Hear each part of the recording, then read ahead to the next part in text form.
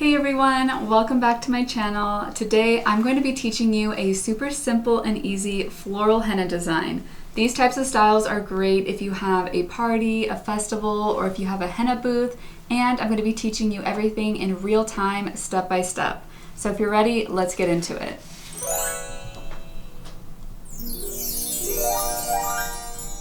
This design, I'm going to be starting from the wrist area and working up towards the pointer finger, which is what I like to do for my floral styles. And I'm going to be starting with a swirl. I typically like to start with the outside circle first and then work inwards, ending with a nice luscious dot. And then of course, we're going to be adding some scallops all the way around. Usually when I do floral style designs, they typically kind of go either from the wrist to the pointer or the wrist to the ring finger. I just feel like for floral designs, that kind of setup looks really good and kind of gives you a nice way to kind of cover most of the hand. And then I'm going to be doing some petals. So I usually like to start with this one. I kind of eyeball it usually, and then I start with the one that's going to kind of end right at the wrist, right there. And then another petal, and that one. And then I'm going to be doing a paisley. I usually like to start working from the furthest area away from me and then work down in towards me. So if the paisley shape is a little difficult, you can always trace it out lightly with a nice light pressure. And then once you're satisfied with the shape, you can kind of go in with a thicker line. And this is how I like to build up my paisley. But of course, it doesn't look quite finished. So in order to give it that more unique style looking paisley shape, I like to add a dot here first, and then you're going to take it up and over that part right there. And then because this is all very thick, I like to add some thinner elements. So I'm going to be lining the inside with a nice thin line, a little bit of draping going on. And then I'm going to start with a dot here, and again I'm going to line it with a thinner line just to give some variation.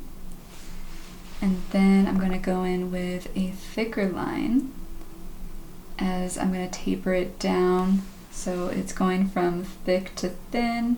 You can kind of fill it in a little bit to where you get it to where you like it. And then I'm going to go in with a swirl. So again, tapered thin to thick and then back to thin again. A nice little tapered edge right there. And then to finish this part, I'm going to add some dots. So if it's really hard to eyeball it, you can kind of trace it out the direction that you want the dot trails to go. And I usually like to start with the dots being a little bit thicker, and then as you go down, you're gradually going to make them smaller and smaller until you end just like that. Now I'm going to fill the inside of the paisley. And a lot of times I like to do this little tapered leaf like that, and then I will outline it with two thin lines, and then I'm going to do two more thin lines. Then I'm going to fill it in to get a nice thick line. Then we're going to outline it again. I like to add some scallops here. And then just to vary it up, so there's a little bit of, some variation going on, I'm going to add some dots. And then I'm going to outline them with some little curves there. Go in with a nice thin, or rather thick line. Fill that in. And that is the inside of the paisley. And I always like to add these little leaves, just kind of going with the flow of the bottom of the paisley there. So adding one leaf, two leaves kind of going opposite direction, and then one thick one just to kind of give a nice effect there. And so that would be kind of the wrist portion. And now I'm going to be working it up towards the pointer finger here. But first I want to fill in the petals. And so there's a few different ways you can do this. The way that we're going to do it today is by gently lifting up. So it's kind of a very, very light pressure. I'm hardly squeezing the cone at all. And as you kind of go, you're going with the curve of that side, and then as you get to the center, you kind of curve outwards.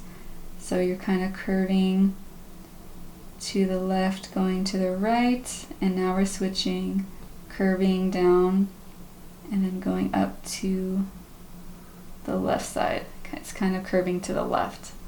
And then I like to add a nice thick dot in there. And we'll go ahead and finish this side here. As you can kind of see, gradually switching the direction of the shading once you hit the center of the petal, just like that. So now I want to add another paisley, but I'm going to be doing it in the opposite direction to give it a kind of nice little shape to the design. So again, you can kind of just trace it out first if you're not really comfortable with the paisley shape, but eventually it'll be nice if you can just kind of eyeball it. So kind of going with a C curve and then a nice little S curve. And I showed you how to do it with a dot going like this, but once you are really comfortable, you can just kind of drape it across. And then I like to sometimes do a little tapered edge like that. You can add a dot here too, that's really cute as well. And then again, we'll kind of outline it with a draped line, add a little dot here, and then I'll kind of do the same thing. So I don't always keep it the same. You can, but there's definitely some continuity going on with the style. But instead of this thick tapered leaf, I did a kind of draped line with a dot. So it kind of gives it a little bit of some variety basically. But I always like to inner line it though. I just feel like it gives it a nice spacing. And kind of doing the same thing a little bit on the inside. I'll probably show you how you can change up the lower body of the paisley. So you can actually add a little bit of a grid. But first I'm going to go in with these nice little petals. And you can kind of do this cross hatching. So I'm draping lines diagonal one way, and then you can go diagonal the opposite way. And this is a really fun way to fill a paisley. I usually like to add little dots to where the lines meet there. So now I'm going to create some scallops along this little edge here. And then basically what I'm going to do is I'm going to add some leaves kind of like this all the way across. It's one of the types of styles I love incorporating into my party designs. Something about it is just so elegant, and the leaves that we're going to do are always a great way to give a really nice stain because they're nice and thick. So each leaf is just going to be kind of gradually shifting upwards, as you can see. So starting from the bottom, just working up towards the pointer finger until we get to about, I would say right here. So from here, I'm going to try to transition into the pointer finger by adding a swirl like this, another one right here, and to add some continuity, I've been adding this motif a lot, and I'm going to add some scallops again. So you can kind of see it transitioning, right? And I want to create a little bit more continuity by adding another flower into this design. Because again, this is a floral style. I guess you could say floral and paisley style. So it is going to have to be a little bit smaller though, since we are working more on the hand up towards the finger, whereas the wrist there's a lot more room. So the petals are going to have to kind of fit this area. And now that I have that, I want to add something to kind of give it a little bit of the same feel. So I'm going to be adding this trio of leaves right here. So it kind of mirrors that, but just going in opposite directions. And then I'm going to use the same type of shading for the petals. So again, very light pressure and with a nice little dot in the center. So this is a great way to kind of give a little bit of a feeling of some depth. You know, having this really thick petal outline and really thin shading, it just looks really good. And then what I'm going to do is kind of do some of this swirl action that we did down here up at the top. Again, kind of creating a mirrored look. So just you can kind of fill that in to your liking. And starting from the top, outlining the swirl. And then we're going to do another swirl. As you can see, sometimes some things are a little bit easier working from the top. Others it's easier working from the bottom going up. And then I'm going to create those leaves again. Just like that. And here, to me, it looks a little bit too empty. So to fill it in, I'm going to add a little leaf like that. Just kind of going into the swirl ever so slightly. And then here, I'm going to drape and do a little dot there. A little leaf there. And I'm going to add some dots.